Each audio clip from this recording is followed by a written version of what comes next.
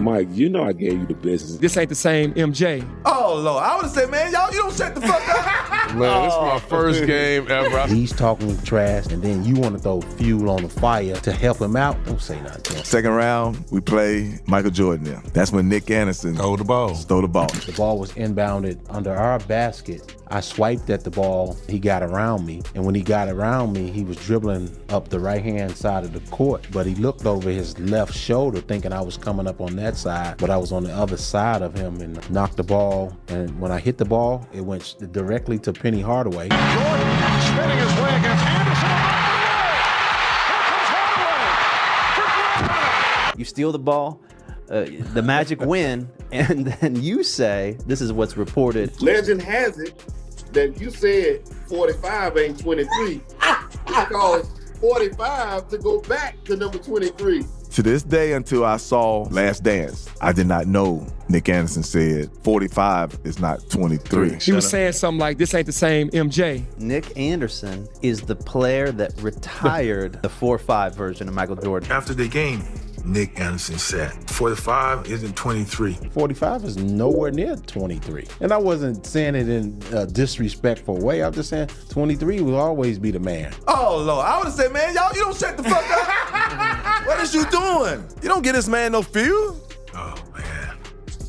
But Lord behold, He comes back out the next night. it was portrayed in a different light. He comes out, keeps his top on. They did the announcement. Wearing number 45, Michael Jordan. Yeah, crowd go crazy. You know, we at home, but it sounded like we in Chicago. Boy, both teams broke out of the huddles. Coming to the court, that motherfucker took out that damn thing. I saw 2-3. I said, oh, Lord, we in trouble. Superman's in the building, back cat, whatever you want to call him, Jesus. We in trouble tonight. Gone is 45. Back from the rafters is 23. I just felt like 45 wasn't natural. I wanted to go back to a feeling I had with 23. 23 was retired at the time because he had retired, right? And you need to get league's approval to wear the number. He didn't care. He was like, whatever fine is coming out, I'll take the fine, and here's number 23. What was the chatter at the end of the bench? Oh, shit. I don't know. I just know I was excited. I don't know what they were saying. I'm ready to watch this shit. Because I was sitting there like, I ain't got to guard him. Like, y'all got to guard him. Good luck. I'm about to see some Remember Bernie Mac saying, you're doing a good job. He even said something about it when we stepped out on the court. Okay, what'd he say? I got on 23 tonight. So, Did you know you was in trouble? well, I kind of look at, the series is going to be tough. Anytime you got the best player on the planet, it's no question that you're going to see, you don't lose all that, what he had. It's just a matter of time he was going to gain it back. The next year they came back and demolished us, make sure we didn't win the game. But did Jordan give you grief? Did he talk junk to you? Not to me, but he told me what he was going to do to Nick Anderson. He's like, I'm coming down, I'm going to throw it between my legs twice, I'm going to pump fake, and I'm going to shoot a jumper, then I'm going to look at you. That's exactly what he did. I'm going to let these dudes know what it is. Yeah. And he had a great game, and they beat us. Hardaway looking for a way around Jordan. Jordan strips him of the ball. The easy opportunity. Scott with the giveaway. Michael Jordan stepping into pass lane. Look at Jordan. I never forget this, and you can go back and look at the stat sheet. Jordan had 2 free throws at the end of the game. He hit the first one and missed the second one on purpose. And we was like, what the fuck you doing, Somebody said, look at the scoreboard. He left 45 on the scoreboard. Jordan petty, motherfucker. He left 45 for last year on the scoreboard. Jordan finishes with 45 points. The Bulls do it 106 to 101. I still got, hey, look, man, don't say anything to him. He's talking trash, and then you want to throw fuel on the fire to help him out. Don't say nothing to him. Many guys don't play 48 minutes of hell. Michael Jordan gave you 48 minutes of hell. Now, you played with one of the best players ever, Michael Jordan. You got something special about Jordan? Yeah. During your time there in Chicago? It was me, Dennis, and James Edwards, Ron Harper on that team. Ron Harper used to give Michael the numbers. People he was don't healthy? know that. When he was healthy, He was. Harp was a problem. He was. He used to talk about it in the Laker locker room all the time. He was a problem when he was healthy. Was. Mike, you know I gave you the business. You know, me and Mike played a lot of basketball. We're in a practice. Phil said, tell him to go home, and he didn't know why, and he waited. And he was like, all right, we're playing for minutes, scrimmage for minutes. And MJ came in, nah, you ain't putting me out. And he had on regular tennis shoes. They looked like Vans, but they were Nike. He had his sweats cut and rolled at the bottom. You know, he thought he was fly. He wasn't. But, you know, you don't say nothing to the Messiah.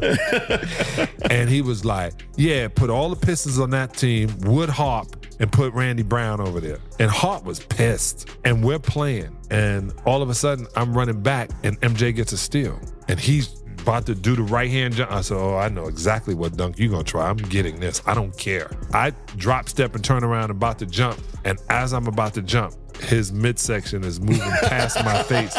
And you know, you try to bring yourself down. He was like, block this, bitch. Boom. And I'm like, I take the ball out, boom, boom. I'm staying in the hotel behind the facility. And I go home, I call my mother. She's like, how is it? I said, Ma, I just saw the greatest player of all time. She said, it took you that long to admit it. I go, yeah, it took me this long to admit it. But I just saw him playing tennis shoes, no tape, no knee brace, sweatpants on, t-shirt, and a practice jersey, and thought he was in the finals against us. Like, he literally thought he was reliving the 80s. And I was like, yeah, this dude is on next level.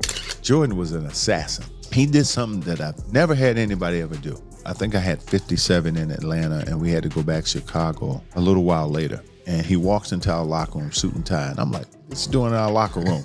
You know, I'm like, what's going on here, right? I'm thinking he may be going to training room, right? But he walks by me, he walks by Kevin. When he gets to one of my teammates, Randy Whitman, he tapped him on the butt. He said, lace him up, it's going to be a long night. And I didn't know what to say. I'm shocked. And he walks out, right? And I said, well, you tell that son of a bitch, Scotty, I'm gonna kick his. I didn't know what to say. I didn't know what to say. You know, I just do, and because I'm in disbelief, you know. Michael Jordan walks into your locker room before the game. He had 60 that night. Taps your teammate and says, lace him up, and then drops 60 on you? Yeah. Oh. Yeah. And I think I might have said to Scotty, I said, I've never had anybody do that come in our locker room like that. He was playing mind games. Yeah, but you know, we won the game, but I couldn't get over him walking there. And I asked Scott, I said, he ever done that to any other team? I said, because that had to be well thought out. My very first game playing against Michael Jordan and the Bulls. Oh. And we had a guy named Greg Minor guarding him. And, you know, it was a little dust up. Greg's playing hard. He's playing, you know, of course, you got to play as hard as you can. It's MJ. Right. It's opening night. My mom at home watching, the kids watching, everybody watching. So they got in a little scuffle. MJ's going to the free throw line, and he looks at Greg and he says, I should make you take my shoes off. I look down, I ain't even realize it. I look down and he got the Jordans on. So I said, oh man, this is my first game ever. I said, this is what I got to look forward to. You learned a valuable lesson though, right? Well, obviously I didn't say much to MJ the rest of the night. That's right. I didn't want to be on that reel. We played like 3 games in 4 nights or 4 games in 5 nights or something. And we were on a West Coast road trip. And this guy was playing 35, 40 minutes. And I was just amazed watching him play 35, 40 minutes and then come to practice with the same energy. Yeah. And you're like, wait a minute. Now, this isn't normal. You know what? You know what stinks? We didn't show him practicing. Okay, he might be the greatest player ever. I don't know who's the greatest, but he's certainly somewhere in there. He was the greatest practice player I've ever seen. I've never seen a guy practice this hard. And that's what we should be showing the kids, because we're just showing them the games when the lights are on. I've never seen someone this competitive and it's always on. And you realize he's different. You were like, I was at the same place he was at, and I'm a little tired today. Everybody else is a little tired. And then all of a sudden, when Phil Jackson would blow the whistle, this guy, like, he got like 10 hours of sleep. And you like, and he didn't eat. Yeah.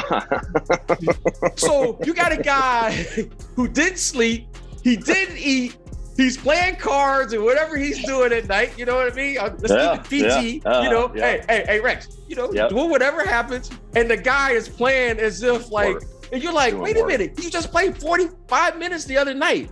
We didn't see the best of Michael Jordan because he didn't sleep for 14 years. Okay, literally. Wow.